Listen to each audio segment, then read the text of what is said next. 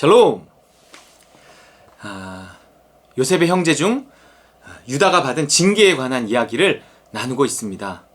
정말 징계라고 하면 무언가 좀 가벼워 보일 것 같기도 한데 이것이 굉장히 심각한 모습으로 유다의 삶에서 나타나고 있습니다.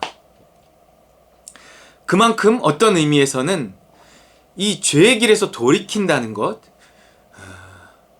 이 자아를 죽이고 믿음을 영을 따른다는 것이 얼마나 힘든 과정인가 하는 이야기가 되기도 합니다. 나를 죽이고 예수를 따른다는 것, 내 힘으로는 불가능하죠.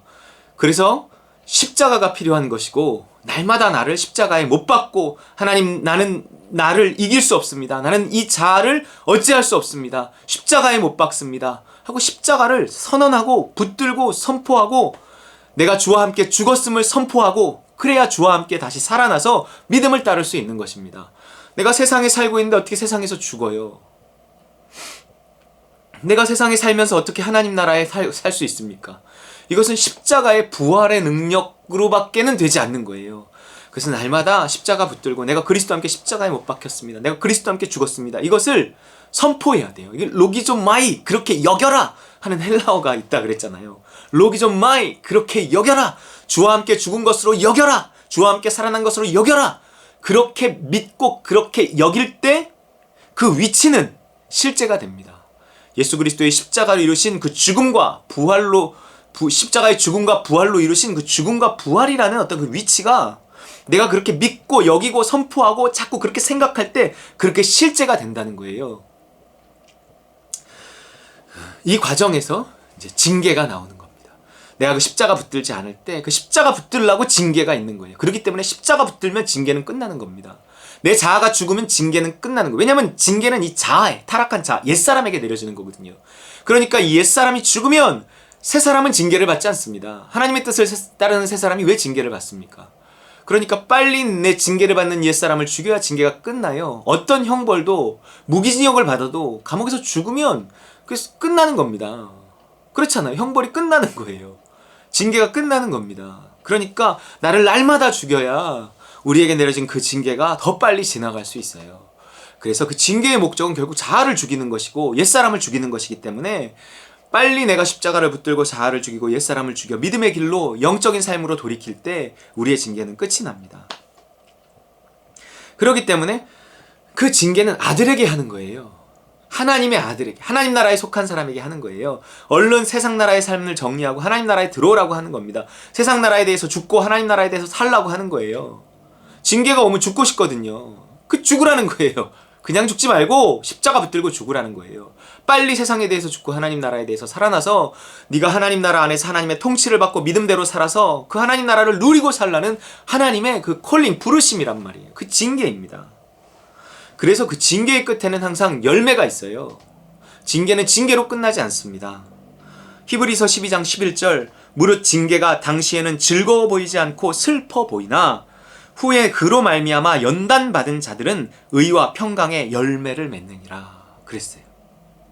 여러분, 하나님은요 자아가 죽은 사람을 통해서 일하십니다. 열매라는 것이 뭐예요? 우리의 상급으로 바꾸어지는 것들입니다. 여러분, 상급이라는 것은 하나님이 하신 일에 대해서 하나님이 보상하는 거예요. 무슨 얘기냐면 내가 한 일에 대해서 하나님이 보상하는 게 아니에요. 나는 선을 행할 수 없습니다. 그러니까 내가 선하신 하나님을 힘입어 그 하나님의 사랑을 힘입어 한 일만이, 그래서 하나님께 영광 돌릴 수 있는 일만이 하나님이 다 하셨습니다. 그리고 하나님이 나에게 면류관을 씌워주시는데 잘했다 그러고 너무 창피한 거야. 이 면류관을 돌려드립니다. 그런 장면이 요한계시록에 나온단 말이에요. 이 면류관을 돌려드리고 하나님, 이 영광은 내가 받을 수 없습니다. 하나님이 다 하셨습니다. 뭐 이렇게 될 수 있는 상황에서 하나님은 그 영광 받으실 수 있다는 것입니다. 그리고 하나님은 그 하나님의 일을 하시는 거예요. 거기에 진정한 상급, 우리의 상급도 있는 거죠. 그것이 열매입니다, 여러분. 열매. 그렇기 때문에 그 열매는 훈련받은 사람, 내가 죽고 예수로 사는 사람에게 그 열매가 있는 거예요. 그래서 내가 죽으라고 그 징계가 있는 거예요. 그래서 징계가 당시에는 즐거워 보이지 않고 슬퍼 보이나. 유다에게서 일어난 일이 이게 어떻게 즐거워 보일 수 있습니까? 아들들이 죽고 며느리에게 속고 아내마저 죽고 이게 어떻게 즐거워 보일 수 있어요. 그러나 이로 말미암아 정신을 차릴 수만 있었다면, 내가 자아로 살아온 삶을 후회하고 내가 어떻게든 복음으로 사는 삶으로 돌이킬 수 있다면, 영적인 삶으로 돌이킬 수만 있다면, 그로 말미암아 연단받은 자들은 의와 평강의 열매를 맺게 됩니다. 그래서 이 유다의 자손에서 누가 태어나요? 메시아가 태어난단 말이에요. 구원자가 태어난다는 거예요. 구원받는다는 것입니다. 여러분, 징계의 끝에 구원받는다는 거예요. 우리는 죽을 때까지 어떤 의미에서는 완벽해지지 못할 것이기 때문에 징계를 계속적으로 받을 수밖에 없어요. 그러나 이 징계를 빨리 끝낼 수 있습니다. 빨리 죽으면 되는 거거든요.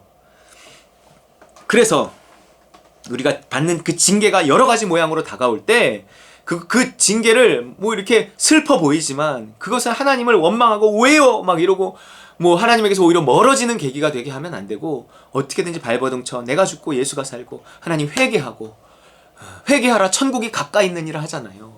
그 회개가 내가 죽는 시간입니다. 끊임없이 나를 십자가에 못 박고 욕심과 싸우고 죄와 싸우고 그 영적인 삶, 믿음을 따라 사는 삶 돌이켜야 그 믿음의 결국이 영혼의 구원이에요. 구원이 뭐예요? 하나님의 사랑을 받는 삶이에요. 내가 믿음의 길에 하나님의 사랑을 받는 삶이 있습니다. 내가 믿음을 따르고 믿음의 길에서 핍박받고 인내하고 그러면서 그 안에서 더 하나님의 사랑을 소망하고, 그러면 사랑에 이르는 거예요. 믿음, 소망, 사랑, 이 세 가지는 항상 있을 것인데 그 중에 이제 사랑입니다. 사랑이 우리를 구원합니다.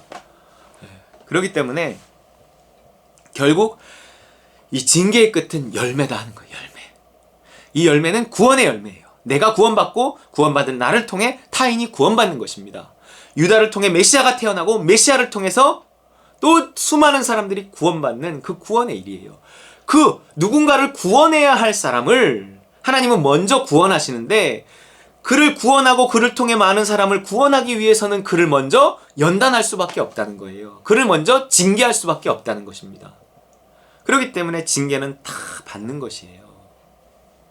여러분이 그러나 징계가 그때에는 슬퍼 보이지만 그 징계의 끝에는 열매가 있음을 믿고, 내가 결국 아브라함의 복에 이르기 위해서는 내가 연단돼야 되는구나, 징계받아야 하는구나, 정결해져야 하는구나, 이렇게 생각하고 내게 오늘 다가오는 이 여러 가지 징계들을 이상한 일 당하는 것 같이 생각하지 말고, 아, 하나님이 나를 정결하게 하시는구나, 하나님이 나를 죽게 하시는구나, 자아가 죽고 옛사람이 죽고 새 사람으로 거듭나 하나님 만나게 하시려고 하시는구나, 내가 새로운 삶을 살게 하려고 하시는구나, 열매 맺게 하려고 하시는구나, 이런 소망을 오히려 품어야 한다는 것입니다. 그래서 우리가 환난 중에도 뭐하나니? 즐거워하나니. 이는 환난은 인내를, 인내는 연단을, 연단은 소망을. 히브리서 12장 1절, 연단받은 자들은 의와 평강의 열매를 맺느니라. 그 열매가 우리의 소망입니다. 소망을 이루는 거예요. 열매 맺는 삶이 있습니다. 나 하나의 구원으로 끝나는 삶이 아니라 열매 맺는 삶이 있단 말이에요. 나 하나 생존하는 것으로 끝나는 것이 아니라 남을 살리는 삶이 있단 말이에요. 그게 열매입니다. 열매는 그냥 맺혀지는 것이 아니잖아요. 내 힘으로 맺을 수 있는 것도 아니잖아요. 사람 살릴 일을 내가 할 수 있습니까? 할 수 있죠. 그러나 사랑이 없이는 소용이 없습니다. 내 몸을 불사르게 내어줄지라도 사랑이 없이는 소용이 없어요. 결국 내가 하나님에게 가까이 가는 것은 하나님의 사랑에 가까이 가는 것인데, 하나님은 하나님에게 가까이 가는 사람을, 어떤 사람에게 하나님께 가까이 오게 허락하냐면 죽은 사람만이 하나님에게 가까이 올 수 있게 허락하십니다. 죽은 만큼 하나님과 가까워지는 거예요. 그 죽는 과정이 얼마나 고통스럽겠습니까? 그것을 징계라고 하는 거예요. 여러분, 우리 삶에 다양한 징계가 있습니다. 징계는 슬퍼 보여요. 힘들어요. 창피해요. 그러나 그것이 나를 향한 아버지의 채찍이다 생각하고, 그 채찍, 누군가를, 우리 자녀들을 때릴 때, 혼내고 때릴 때 목적이 있는 거잖아요. 그가 그 잘못한 것을 회개하고 돌이키고 그가 한 번 더 자라나게 하기 위해서 종아리를 드는 거란 말이에요. 그렇기 때문에 그 목적이 이루어졌고 얘가 싹싹 빌고, 왜 계속 맞는지 아세요? 버티기 때문에 그래요. 버티기 때문에. 회개를 안 하고 버티는 거예요. 그럼 때린 목적이 이루어지지 않았잖아. 때린 이유가, 혼내는 이유가 있는데 그거 회개하라는 건데 그거 안 하고 있으면, 안 돌이키고 있으면 그거 계속 때려야 되는 거예요? 어떻게 해야 되는 거예요? 그렇기 때문에 우리가 징계받을 때 아버지가 나를 징계하시는구나 생각하고 정신을 바짝 차리고 얼른 회개하고 내가 싹싹 빌고, 그리고 하나님, 내가 결국 회개란, 죄란, 자아가 살아서 하는 모든 것들이니까 하나님, 내가 믿음으로 행치하는 것들을 용서하여 주옵소서. 내가 아무 죄도 짓지 않는 것 같았지만 하나님, 내가 자아로 살아온 삶 전체가 죄악이었습니다. 나를 십자가에 못 박습니다. 용서해 주십시오. 깨닫게 해주셔서 감사합니다. 이러면서 우리가 다시 영적인 삶으로 돌이켜야 합니다. 믿음을 따라 사는 삶으로 돌이켜야 돼요. 그 믿음의 길, 그 징계의 끝에 있는 그 열매 맺는 삶, 메시아가 태어나는 삶, 아브라함의 복을 받아 나를 통해 누군가가 구원받는 그 삶에 이르시기를 주의 이름으로 축원합니다.